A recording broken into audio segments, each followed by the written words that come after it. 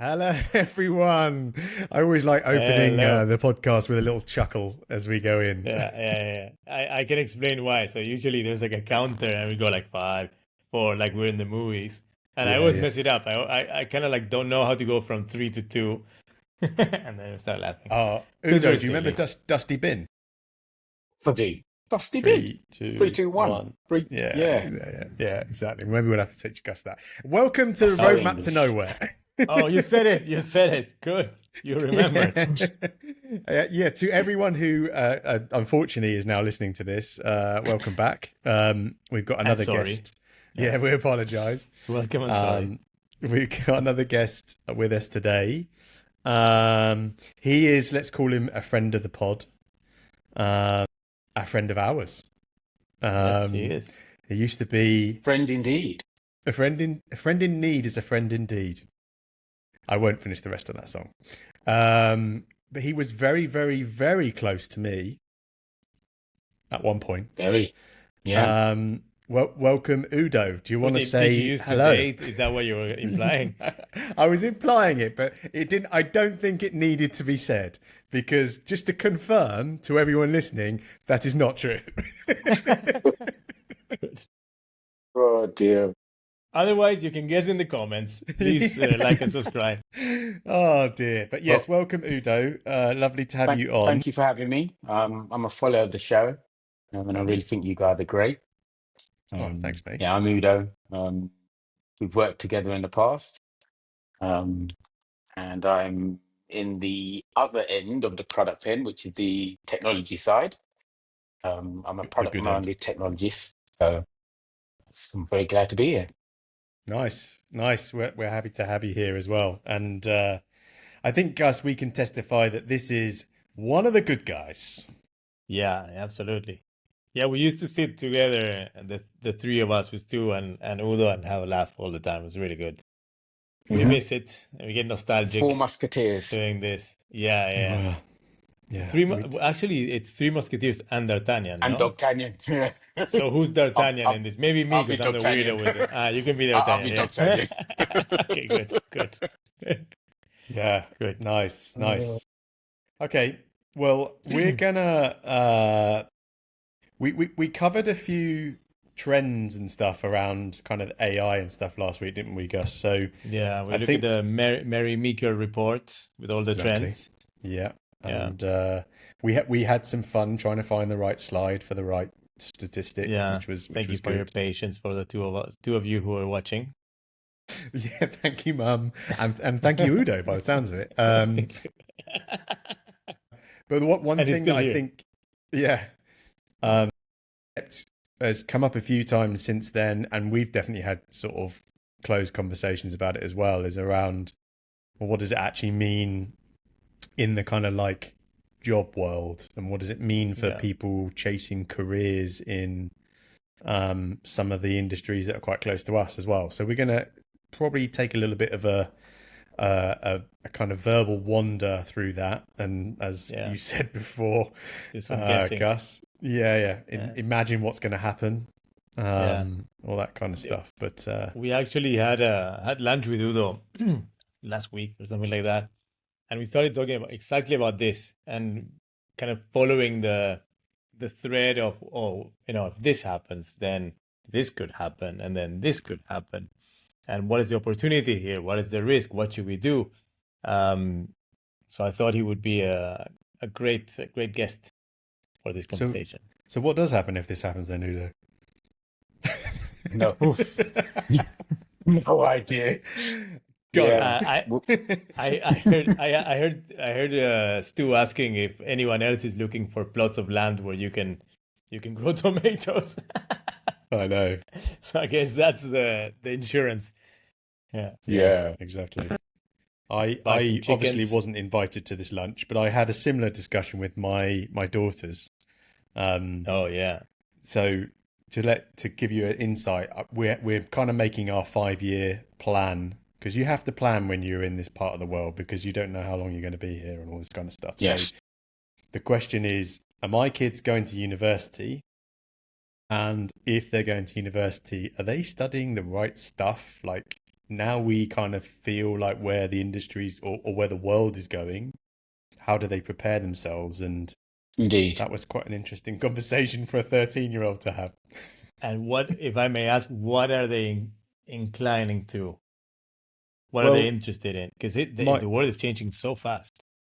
So yeah. So okay, let's start with that then, because I think I actually selfishly think that's quite a nice little route or string to pull. So my eldest is very what do you this is just proving that I'm not my eldest. What's the word you use when you say someone is really into school? A nerd. Academic? Academic. There you go. Proving that I'm not one. So Academic. she's Good. And you still So made it here. Good. I know, right? I just do the intros and the goodbyes. See, anyone can do this. So just follow your dreams. So she's one of them, but at the same time, she's developing this like curiosity for how to make money, which I thought is really interesting. Like, so it's coming from the fact that she spends way too much time on things like TikTok and all this kind of stuff. But what it is doing is making her have conversations with me about, well, how do I create a following? And I know that if I get to this number, I can make money. And how would I do that? And all this kind of stuff. So, and then my sister at the weekend, she signed up to the Right Market, and she started selling these arts and crafts that she's making. So my daughter went along to help. She was handing out all the cards and all this kind of stuff and getting people to come to my sister's stand, sign up to Instagram, get 10% off if you sign up to Instagram, nice. And then potentially sell stuff. And I think that's kind of like where her natural instinct is kind of developing. She's already starting to have thoughts about that, which I don't think I ever did at that age. I was still trying to be Gary Lineker. I wanted to get the golden boot. But it seems like the youth, that the younger generation now are actually more naturally inclined that way. Do you think because they see it on social media, like they see these people who are like making money and they talk about it, that they're more exposed?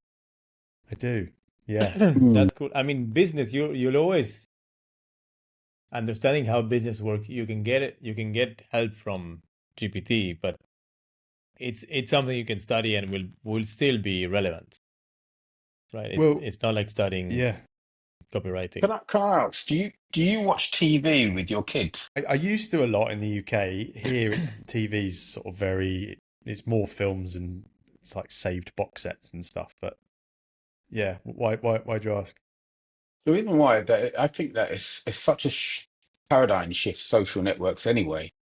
Because when I was younger, I wanted to be John Barnes rather than Gary Lineker. But I didn't look necessarily at the TV for aspirational roles per se. It was just what we all did. We used to sit in on Saturday and watch football, and then watch comedy shows, Price is Right, whatever it be. Yeah. But we used to do it in the community, and then I'd go out and play football with the local communities. Now it's completely different because, like you said, they're on TikTok, they're on, and these are incredibly intelligent systems that use AI, that figure out what you like and what you don't like and give you more of what you like rather than what you don't like, which is really odd if you think about it, because then you don't really get to see the entire world. You don't get to see the racehorse racing at 3 o'clock, or like we did on Saturdays. The stuff. I mean, in a way, you get to see you get to see more of what you like, so you have access potentially to the entire world. TV, when we were growing up, you had a bunch of channels, and everyone would watch the same, and someone chose it for you. Now you have more choice, I guess. Exactly. Which is interesting, and it's more personalized. There's still a lot of like influencers who all the kids will follow because it's cool to follow, and maybe everyone wants to watch Mr. Beast. So there's still like some popular culture in a way. But it's hyper personalized. It's kind of what is important now, where we define, like you just said, Mr. Beast or I Show Speed, whatever it be. These are just people like me and you. We could start that maybe. Well, in Let's both do it. cases, Let's maybe not. let's. I would like those billions. Yes. But they're just Yeah. local, regular people who are doing content that's engaging for vertical. You're not forced to look outside of that vertical anymore, which is actually Hmm. very interesting when you talk about AI. AI is just about giving you the answers to what you want. And that's how it's being implemented at the moment. So whether Yeah. you're using Perplexity, whether you're using Google, whether you're using ChatGPT, it's all to give you answers. And this is why it's a really interesting inflection point when you really talk about kids, because they are already in this. They already are being brought up in this paradigm, you know. They don't have to Yeah. sit with their uncle that they don't like and that is smelly to watch some news program just because your parents have gone visiting. They don't have to do any of that. They can just Yeah. go on their Yeah. phones and be in their own world. There is Which, a yeah. risk that of like getting super lazy and not developing the capacity to have deep thoughts. If you can ask anything to Mm, GPT, right? Which we were absolutely. talking the last time that we are doing. Like I don't write anymore. Well, Um, no.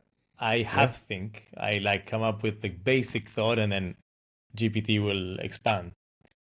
Imagine if, and we've had years and years and decades to develop the capacity. But if you're a kid, like for me, university was like it helped me how to think in a way, you Yeah. Mm, know. absolutely.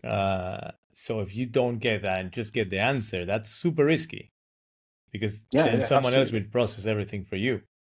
Yeah. I think there's a we're danger of becoming a parenting podcast, but I think there is a role for the parents right now to give them the balance. So like, so the kind of privileged position we're in where we're experimenting with some of this stuff and we've got the kind of we've both sides of the coin in terms of experience, and we can actually preach to them actually it's important to learn these skills but also maybe accelerate some of your movements with these things. Mm. Yeah, um yeah, Mm. so I think that's important, and maybe we'll talk about a bit of an idea that we're kind of cultivating a little bit later, Gus. But yeah. it just made I just it for me it was an interesting conversation because I'm now kind of like having to think about what I kind of recommend they go do. Mm. Um, like in a world where the skills that you may have learned in university or the capabilities that you kind of like started to learn through your first job and all that kind of stuff, they don't feel like the same skills and capabilities that you're going to need in the next part of the existence. Yeah, but that's um no different from when, we're kind of show our age, but it's no different from when we're growing up. I've said this before. Did you ever use a logarithmic table? Like the books that used to tell you what pi was. Like, do you know what pi is? Can you give me the numbers of pi? Go on. Yeah. Good, to good. Good. then One I'm more, done. one more than me. Yeah, yeah. So, so back in the day, most people could go 5 points because the book of pi, you'd have to remember it to do, your maths exam. And then calculators came out. And when calculators came out, they thought accountants were going to be dead, everyone was going to be dead. Now, if I ask you, when was the last time you used a calculator? Most people haven't used a calculator in months. Yeah. To that. Gus has, because he's still doing calculations now. But we don't use calculators. I Um, use the browser to be honest. I yeah, I, exactly. I Google the Exactly. math. Yeah. Precisely. Or So, Excel. so, Yeah. so doing maths have become, you know, it's not core to being able to do a job anymore because there's all these layers that are on top of it. But we're still here. We're still doing maths. We're still launching rockets in space. Sometimes we get inches and centimeters messed up, but we're still doing all of these things. And they're still accountants, funny enough, and they're still making loads of money. There's just Yeah, less but of them. there are roles that will suffer for sure. The thing why I think it's interesting to start with your chat with your kid is first, there are roles that are going to be changing for sure. Well, accounting, I probably wouldn't go into accounting because anything that is analysis and is like data crunching and stuff like that is in trouble, right? There's still going to be accountants. There's still going to be companies that are backwards for a decade or so, but those are going to be disrupted. So you don't want to be in that space. And then the Indeed. second reason why I think this is interesting is junior people who just start in a company are given data entry stuff, are given the stuff that is like brain numbing that no one wants to do. And now AI can do that. hmm So those people are going to have a hard time finding a job. Young people in general. And what I'm worried about is not just that. It's fine. You have a generation that is going to struggle to find a job, and hopefully they're going to be super creative and they're like digital natives, so they will build startups and they will build communities and social media and so on because they're going to be forced to. But then when you need the workforce who would have been the juniors who learned on the job and now you need them on different positions, where are they? So there's going to be a gap. And can AI take that gap? I don't know. Then we're all in trouble. Yeah. You know what I Yeah. mean? It's like I said, I think it's an incredible point that it's an incredible inflection point. Number one, so just everyone who hears the podcast, humans are awful at estimating. We're just completely terrible at estimating. Yeah. So probably what we're talking about, who knows what will happen. Yeah. The further out an estimation goes, the worse we get at it. But the reason why that's so interesting and why we have to be careful is that we're standing very near to the fan, so we think there's a hurricane. Yeah. But most people, they haven't got the time or inclination Yeah. to investigate AI in the slightest. And also the marketing of AI and the way it's packaged at the moment is extremely technical. I mean, if you look at it, self-driving cars, I mean, most people can't Mm. even drive cars, especially in Dubai. Yeah. Um, Producing your own site or your SaaS, robots, these are all things that are way and above anyone's Yeah. normal thinking. Um, so it's very easy for us to say, oh my God, it could take away all these jobs because we see it taking away what we believe are these main arteries of life. But, how it evolves is going to be quite interesting. What I'm really interested in is like that 5-year period where people are native to AI being just a common thing in life. Like we're native with a mobile phone where you're just native to say, oh, right, I need to go and cook dinner. And Yeah. it knows what you want to cook. It knows when you're going to be home. It knows where you are. It knows when to turn on the oven. I mean, all of this happens at the moment, but only in the real tech landscape. What happens when that actually is really native to everyone? Yeah. When By the you way, say native, do you mean like, because what I see right now is my family and my circle that aren't as close to this as we all are, they're all using the chat GPTs of this world, but they're using it like they would use Google. So Absolutely. they're just Yes. asking a question. So do you mean like native to a point where we're using AI in our everyday lives to actually Yes. conduct? Okay. I mean native in the sense that CDs, okay? We all know what a CD is. But Apple, for example, I think it was in 2001, they had iTunes. They introduced iTunes. You remember iTunes? You have to burn your own CD and all of that. Yeah. Yeah. Talk to most of the people you work with now, they don't even know what a CD is. oh What yeah, happens when the term yeah. AI turns into CD? Yeah. And They're I think, selling them as a cool thing. I saw in Virgin Megastore. Like, right? oh, I look at the was Exactly. retro I was A there CDs this. and the retro. cassettes. A, Yeah, Yeah, yeah, they're even selling crazy, right? cassettes again now.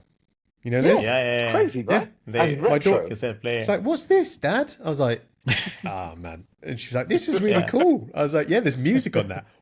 it's not cool. It sucks. Cassettes suck. It was But never good. but that's think about it. That's 23 years ago. iTunes removed the CD, and now CDs have disappeared.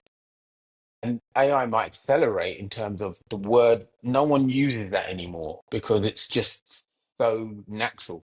The underlying thing, like with CDs, is the music, or the DVDs with the film. We now just talk about the underlying thing that we want. What happens Yeah. when AI becomes that, where we just start talking about the underlying requirement? Yeah. So basically, what you want to do and not the tool. Yes, exactly. By the way, you reminded me of a quick story when you said we're really bad. Humans are bad at estimating for the future. hmm So I was I remember like when I was like 10 years old or something like that, we're all in the dinner table with my family thinking about like, oh, when am I gonna start driving? What year is it gonna be when I get my license? And I think they were like, oh, you're gonna learn how to drive on 1999. And I was like, oh, so then I'm gonna drive a flying car. And we're like, oh yeah, probably. Yeah, How many indeed. flying cars have you seen? Yeah. Amazing. So, Hilarious. so who wins from the guys that are in? I think we'll move on from school in a second, but I'm interested in who wins at each kind of like each point in life. Like the guys that are in school now, who wins and why are they going to win? And maybe we'll come on to the same sort of thought process for people that are outside of school in kind of junior positions now. I can give you some guesses. That's So, all this podcast is. yeah, oh yeah, exactly. Guess it's a roadmap to nowhere, I guess. Well, I mean, road to nowhere, better name impossible. Yeah. I mean, I heard it on a podcast today, so it's not my own thought. Oh, I hear that sound. Do you hear the weird sound now? Yeah. Now I heard it. Yeah. Okay. Let us know in the comments. Yeah, they will. AI needs a ton of energy to run. And Yeah. you can't get that amount of energy with like the regular sources. So you need to go nuclear. So nuclear engineers, anything related to nuclear energy will probably win. Will be like a good opportunity. And then I don't know if there's others like that where, things that for sure will be needed. But anything that is like kind of developing your own thoughts and business management, stuff like that, or roles that need a lot of human touch, probably some sales for certain things, any kind of role that needs a lot of human touch is safe, I think. And it will probably be in good demand. Anything that is data crunching, anything that's analysis is screwed. We will need fewer designers. We will need fewer developers. We will need fewer product people, fewer accountants. So So you're probably talking about stay white away. collar. It's the first time White collar. it's attacking white collar work. Yeah. So then, I saw some stats. There's a different studies. First, I saw one from the World Economic Forum saying that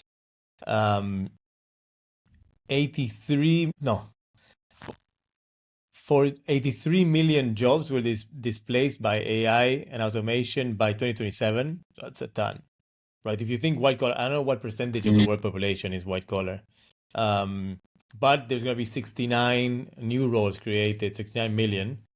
But then there's another stat from McKinsey and stats, I mean guesses, saying that It's they from estimate McKinsey. So yeah, you can take that with however you want. From McKinsey.ai. 400 to 800 million jobs globally could be displaced by 2030.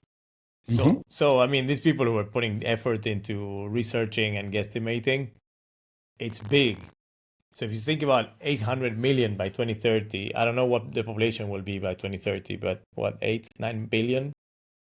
So it's almost a billion. What percentage of those are white collar? I don't know, but probably It not the touches on highest. something very interesting, doesn't it? Yeah. The world's population is going up like this, and this technology is bringing the need to work or reducing the amount of people employed like this. Yeah. So there's going to be an inflection point where, there's more people not working than working according to their stats.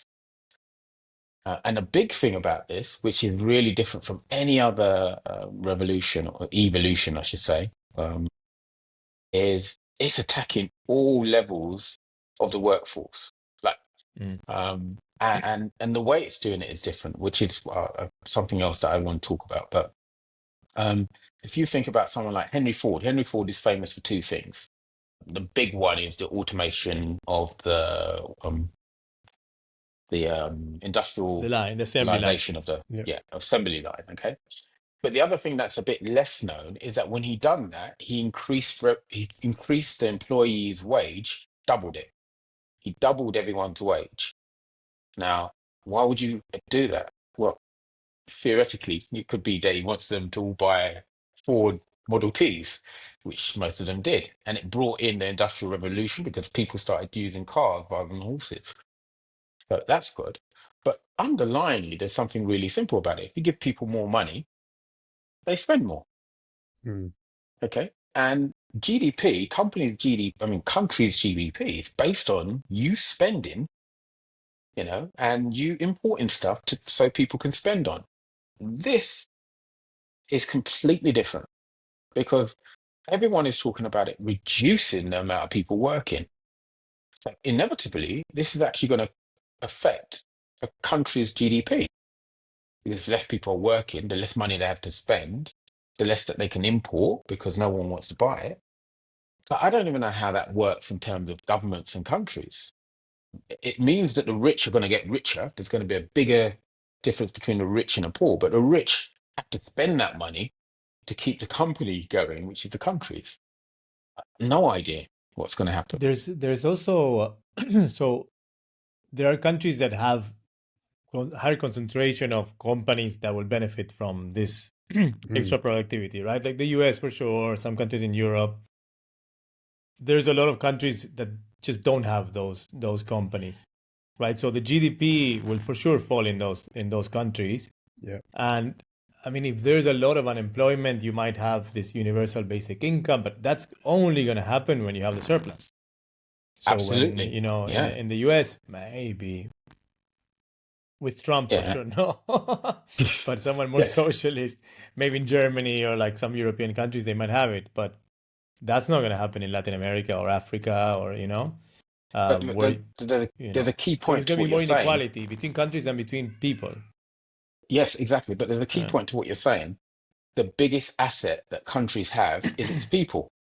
And its people spend and its people work. If you're using now an automation to do that, it's no longer pegged to people. It's just pegged to who has the biggest data center, who has the biggest AI. And also, what are these AIs doing it for? Are they doing it for people, or are they doing it? If they're doing it for people, it must be a service to people.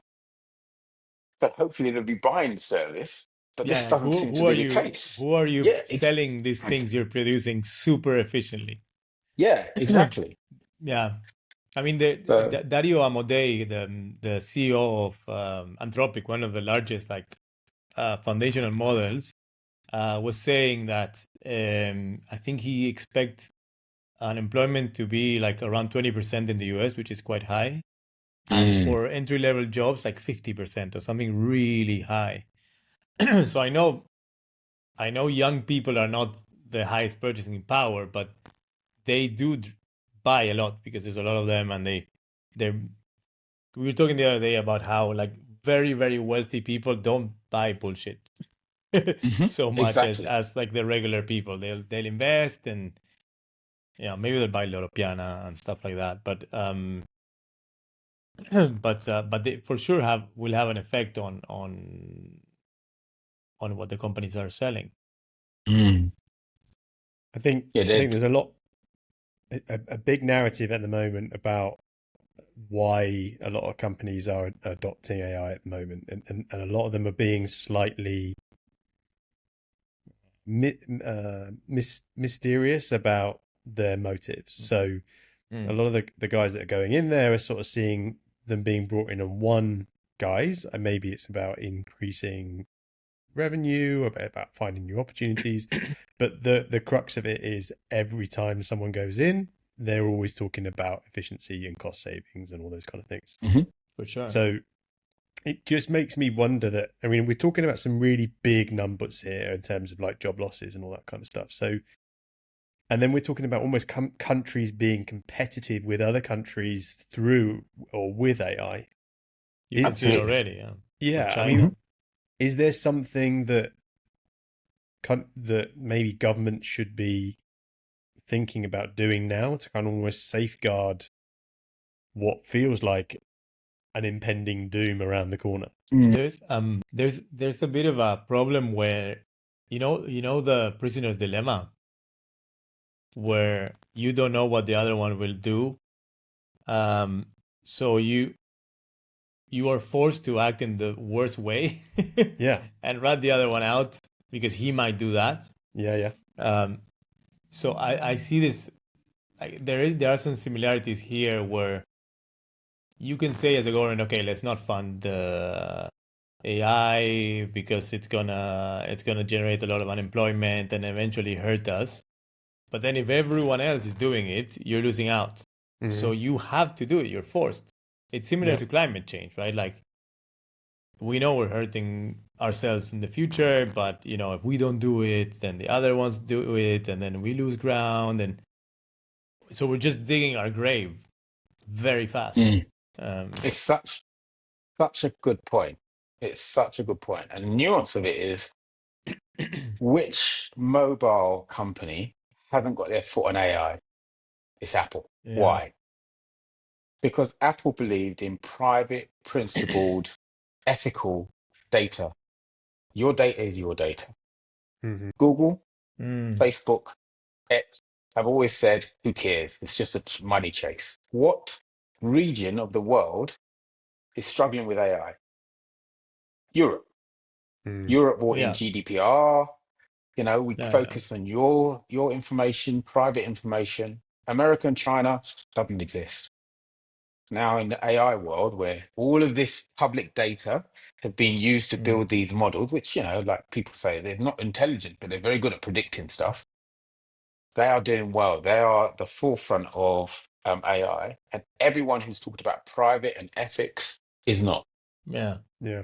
You could also make the point that Apple used this whole focus on privacy as a marketing, as a way to differentiate from others, maybe because they were not innovating as fast. And I really think that a lot of there's a lot of fuss being made around privacy and sharing the data where the risks in general for normal companies are not that high.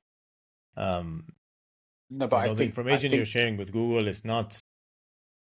No, but I think the facts show that sharing of information make it easier to target you, and targeting you is how With companies make money. advertising. Yeah. Yeah, exactly. And so Apple now is on the back foot because they don't have that sharing of information. They've always said that, it's private, etc. While Google's never said that to you, and they're They brilliant got at targeting. themselves into that. Yeah. Yeah. In a way they got themselves into it because they differentiated that way. Mm, Also in a way to absolutely. compete to not help Meta and Google, right? Precisely. It's a way to compete in a way because So Google has Android and going back to that point then you just made, Gus, about if you're not doing it, the other person probably is. And therefore the fear of not being involved is there. Does that suggest that it's already out of control? Oh yeah. So For sure. we have I think there's already no lost way control back. of this. There's no way back. This is going to happen. Yeah. And then Absolutely. what sort of stance is people like Apple making then in a world where, I mean, they're used to being, I mean, they're more mainstream than they were when they started out. They're used to being kind of that sort of niche player. But is that their strategy? Is that what they're going back to? How do people avoid getting sucked into this vortex? I mean, they must be working on. I mean, I know they reshuffled the whole team. They're working in Siri because Siri is a catastrophe. Like nowadays, it cannot be that bad. There's no chance. But they must be working on something big. It's just gonna take time. They announced like definitely not next year. But they're not gonna stay out of the AI world. Everything will be AI. No one will buy their phones. Yeah. And this is my point: is in a world where you've already lost control, that the game's gone. It's a football term, isn't it, Udo? Then it's a case of last person standing, and I think the interesting thing there is that that's a company that are very tech first, and in a world where we spoke last week about the fact that, and even today, engineers and kind of product people are probably going to be less and less required. Is Apple's gamble to then basically recruit the best of what's left, or are they going to have to? Yeah, Well, I they've think got so much money. I don't think they have to worry, and they also have a massive amount of reach. I think on this call, 2 to 1 have Apple phones. Okay, and use it every hour. Okay, yeah, that's a massive reach. So I don't think that they're ever going to have any problem. They've just released their new um, iOS 26. And if you listen yeah, to that podcast, almost absolutely nothing was to do with AI. They are on yeah. the absolute level of where they are talking about the things that you can do. And as long as they keep doing that, I think they'll be all right.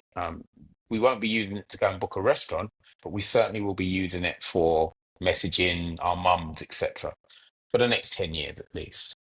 Um, I don't think, I think they have maybe 2 years until everyone like using AI is quite mainstream mhm. and you expect it from your phone. And it has, yeah, you click a button and you're talking to AI and it's helping you with everything. So No, if I they agree don't with you. get on that, yeah, if they don't get on that train, they're gonna be the new Facebook. You know how they had to. Facebook is still around because they bought Instagram and they bought WhatsApp. Otherwise, it would be something that old people used to, old people use and we used to use when a decade ago. Yeah, the main difference here is They that can lose their position. It's not guaranteed. but the main reason here is that Apple doesn't really sell hardware. Um, they are in the business of building an ecosystem so that you find it very hard to leave their ecosystem. They're not really that much about building hardware. I mean, their last 2 Yeah, releases of hardware being the Vision Pro. No one's got that, yeah. Well, And it's their phone. $3,500. Yeah, exactly, Yeah, exactly. And yeah. their phone that everyone It's has there. because and if you look at the American, this presentation was all about a blue button and what you can do in the blue button screen. I don't even use Apple messaging. I use WhatsApp, Telegram, every other. Yes. But in their main core group, which is America, it's blue button, and Yeah. that's why people use it, not because necessarily it's a new phone. Yeah, There's an yeah. ecosystem around. It comes down to value. If there's something else that gives you a lot of value that you need, you will switch. Your you have this switch cost because Yeah. all of your friends are there, but eventually, like I had all my friends Precisely. on Instagram, I had all my friends on Facebook. Eventually, you move to Instagram. I thought you were going to say Yes. eventually that they died because they were so old. So yeah, they all became like racist and talking about politics all day. So I was like, I'm out. Yeah. Have you been to Facebook lately? It's like a desert. It's hilarious. Oh my No, it's gosh. like it's everyone is old and sharing like Yeah. conspiracy theories and stuff like that. It's insane. It's like Really? my aunt and some guy who Yeah. like I don't know why he still uses it, but yeah. Um, Yeah, you I use it mean, to use the marketing tool. You sign up yeah, so yeah. you I mean, can use the marketing tool. Facebook Marketplace, if you want to sell something, is you can sell something, but it's a mess. It's like Yeah. Tinder. We were talking about. I don't know if we were talking about this. Like I don't know if we they were do talking about not Tinder. have You obviously were at some filters. point. No. I think we were talking. I don't know if with Udo or someone else. No. I was talking with someone else. Oh, dear. Tinder is famous. I haven't used Tinder in 8 years or something like that. Disclaimer, I've never But talked to Gus about Tinder. no, we haven't. No. I got confused. That's another But guy. Another guy. Yeah. Another guy. Tinder is really not moderated here. So I saw some article the other day saying that it's basically full of prostitutes. So people are not using it. It's like Oh, very wow. cringy. The new generations don't use it. Mm, Facebook Marketplace is like that. They don't moderate it. They don't care. So right. it's it's full of yeah. I don't know how we got onto that, but we did get Sorry, onto that somehow. sorry for the side note. Yes. Yeah, just a On, little side on the note. road, Here's a short. on the road to the deportation. Road to the conversation. Yeah, Exactly. block Tinder. So Um, I'm still interested in like what people can do now. Like, I mean, I think I've said this to you, Gus, regularly. I wake up sometimes with an anxiety that we aren't moving fast enough. oh Like, yeah, we've got totally. aspirations, hopes, and dreams, and all this kind of stuff. And I'm like, someone else has released another app, and we haven't. And like that, I Yeah, feel yeah, like exactly. that. Whereas you calm me down a little bit, going, look, the rest of the world is nowhere near that yet. But for those who then want to be ahead of this curve, kind of get ahead of potentially being in a really overly populated space for the same job, what sort of things, I mean, are you considering, Udo, doing now, or what should they be thinking about? I think that the underlying hasn't changed right now. Yeah, The underlying is that you should, have a growth mindset. You should always be trying to learn and do new things. Like this podcast is a perfect proof of that. If we'd come to any of us 2 years ago and said that you'd be doing this, be like, what are you talking about? I mean, all of this doesn't make any sense. I need a team of yeah, 25, etc. You've always got to be challenging what you know and trying to find out the stuff that you don't know about. Design is one thing, even though design doesn't seem to be important because of all of these vibe applications. Still understanding the basics of design and what people attracts people or not is still something that you need to learn. But I mm, think that you should always be trying to learn something new. And all that this new AI allows you to do is it allows you to diversify your knowledge because you can yeah, learn about different verticals much more quickly than before. But you still need to learn about it because the thing that's not happening at the moment is not telling you how to execute. Yeah, you can go and design a site, but how do you sell that site? How do you find out if there's a market for it? How do you know if someone likes what you do? yeah, You still have to learn all of that at the moment. And I think that that's still going to be the case for quite a little time, 5 years, let's say. yeah. So there's still stuff you can be doing. I think you're right. I think like we see a lot of the kind of narrative that's going on at the moment, and there's still a lot of people still hiring millions and millions of designers. I think it was one famous Yeah. LLM that has Mhm. just basically tried to grab all the designers in the world. Hmm. So Yeah. there must be a role for them somewhere. It's Mhm. just, I suppose, maybe for how long? Maybe I wonder. Or Yeah, I mean, whether they're going to be doing the same things. You still need Yeah, design. the problem is the yeah, juniors, yeah, right? Like, where are these people going to learn the job? So yeah, I think people, like, especially young people, need to get, like you were saying, need to get their hands dirty, learn. Actually, like, until now, in my opinion, YouTube was probably the best platform to learn stuff in the world, more than universities. So yeah, you could just go and learn Mm. whatever you want if you're curious and interested and you put on the time. AI is even better than that. So now you can Mm. learn anything you want. So, yeah. you need to, like, just roll up your sleeves and go and do it, and then you'll be fine. You'll be ahead, because a lot of the Mm. people, like we were saying before, are not too busy. They don't think it's a threat, but it is. The kind of conversation that I was having, I don't want us to go all the way back to school again, but that I was having with the girls was I'm encouraging them to be business savvy, think about how kind of making money works, not like Yeah, what is finance, what is this, what is, it's like how does the and levers, the the moving elements. yeah, and Yeah, then the other thing that comes up every now and then, like especially in the conversation of designers and stuff, is you still need to have taste. Mhm. You still need to be able to make this like judge of whether something's good or not. Like even when you're using these AIs to build things for you, and I think if you can have a kind of combination of, like you say, Uda, growth mindsets, they're constantly learning what's happening like day to day and where the kind of trends are going, a business savviness or a general interest in that, and taste. I feel like that's the kind of like a bit of a winning combination. yeah. And how do you learn? How do you learn taste? By exposure from your Yeah. community. Like, Yeah. that's a hard one to. And everyone thinks they have good taste. Mm. I So, mean, we're all wearing yeah. black, right? Yeah, this is insurance for bad taste, you Oh, know? okay, So it's hard to get it my wrong, you know? my my heroes wear black. yeah. Yeah, yeah, Oh yeah. dear. Oh, nice. Yeah, I think that just on top of what you're saying is that for kids and what I do with my kids is that I try to teach them to experiment because what I'm trying to teach them is how to work through failures. Mm, And we talk about this all the time when we're mentoring. It's actually failures that teach you stuff. That is what yeah. experience is. Experience is a series of failures where you found a path.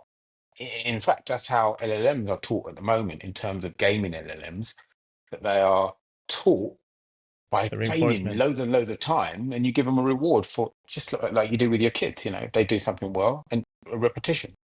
So back to what you were saying before, is that why I want my kids to go to university still, it's not because I know what they're going to be working on. And I don't actually think what they're going to be learning is that important, because Yeah. in university, even though I learned a technical degree, nothing almost I'm using.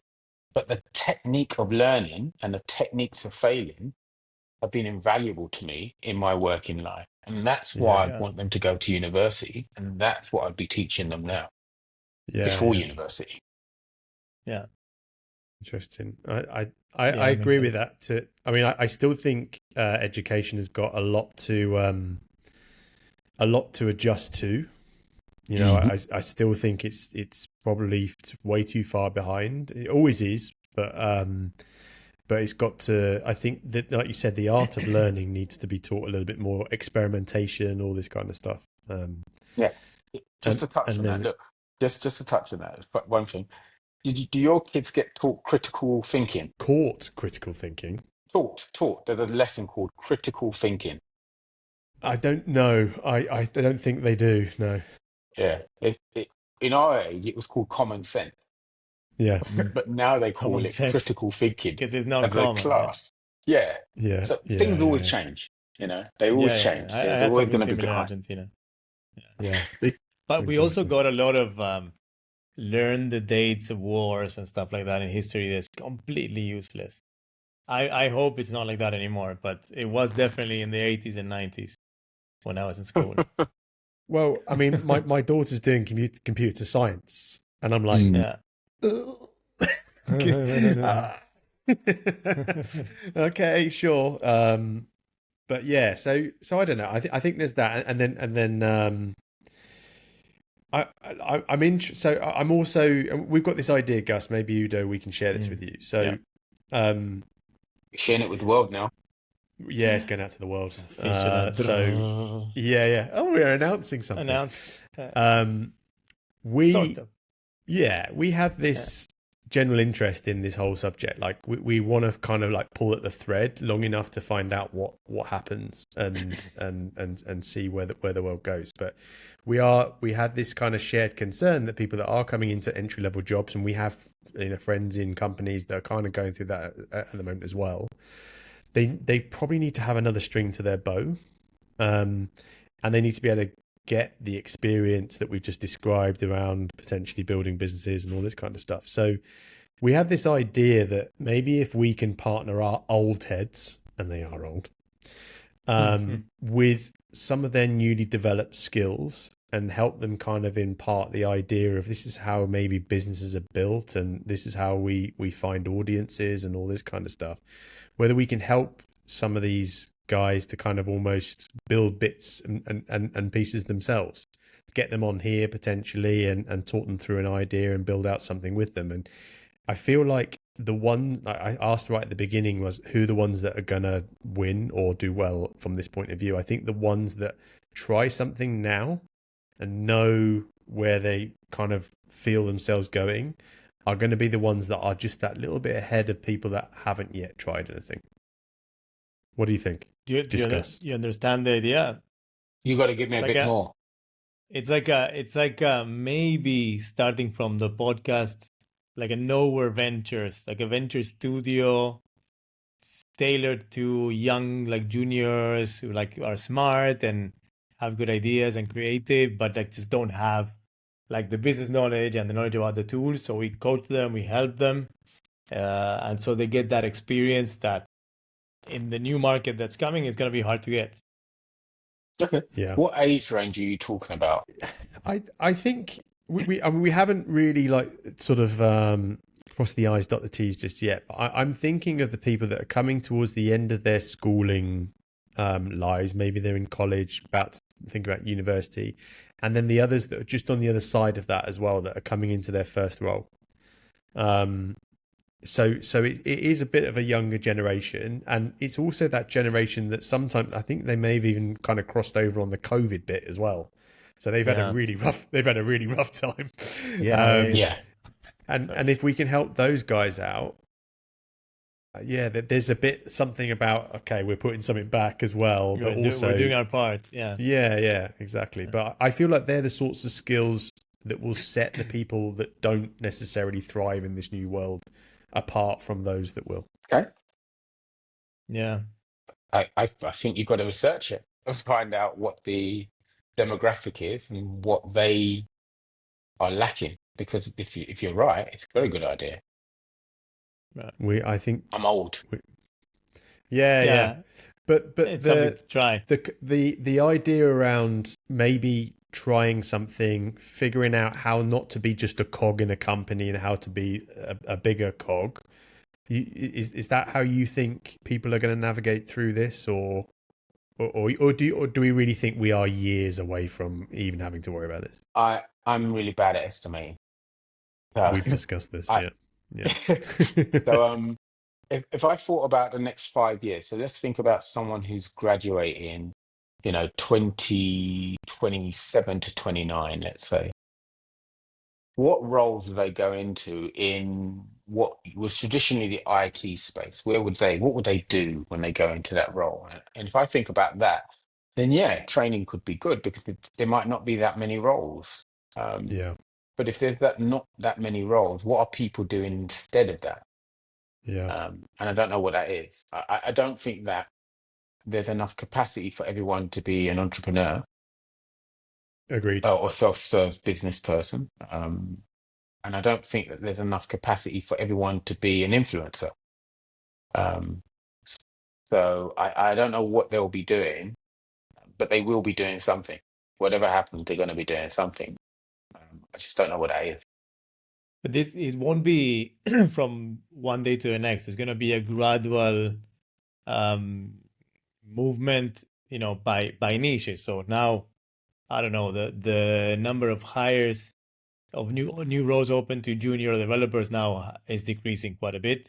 So there's a pool of people already who are, a good potential target to, hey, try and build your own, learn the skills, and then it's gonna catch on to other industries. So I'll give you an example. Some of the junior developers I'm mentoring, I'm saying the new junior developer is a mid-range stroke senior developer.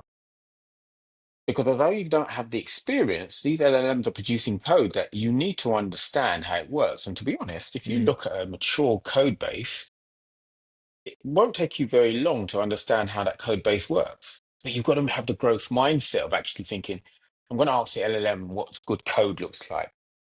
I've got to ask the LLM to give me a good code so I know how it looks like and how to integrate that with an existing framework. So they can quickly become prompt engineers or mid-level prompt engineers or low-level prompt engineers, which are actually going to be engineers. That's in the next 3 years. Now, post that, who knows whether we'll still need that, because we're all doing stuff with Replit, for example, and stuff like that, but is that scalable? If you go from one application to something that's serving 10 million people, it's going to be completely different application architecture. Now, can Replit do that? No, because that kind of stuff isn't generally available. It's not out in the open as much as the small stuff. So you're still going to need engineers, in my opinion, but you'll need less of them. Yeah, but the good ones will be, just like with anything, the good ones will still be able to become juniors and become seniors faster, or our level of seniors now faster. Yeah, in my opinion. It's a bit, do you know what the Matthew effect? So the Matthew effect is people who are richer tend to become richer. So the world benefits whoever already had an advantage in the beginning. Indeed. So if you are already one of the best students in computer science school or whatever, you have a better chance of getting a job, and then those skills and then you'll become better. That gap will become bigger because the ones who are not the best are not going to be able to find a job. and then have to go into something else. Yeah. But another argument is the ones that are not the best can make themselves better by just asking the LLM to do most of it. And they just need to know some of it. So maybe there might be not such a big disruption in the market. There'll still be a mixture of good and medium. What there definitely won't be is rubbish. Well, the good ones will be the ones who know what to ask and they can tell good from bad. So it's different skills that are getting you there now. There'll Go on. there'll always be creation of new stuff. So there'll always be people creating new stuff, which the LLM will need to learn. Because at the moment, LLMs don't know how to create new things. They know how to make versions of old. So there's always going to be people who are needed for that at the moment. Let's say, again, I'm not very good at estimating.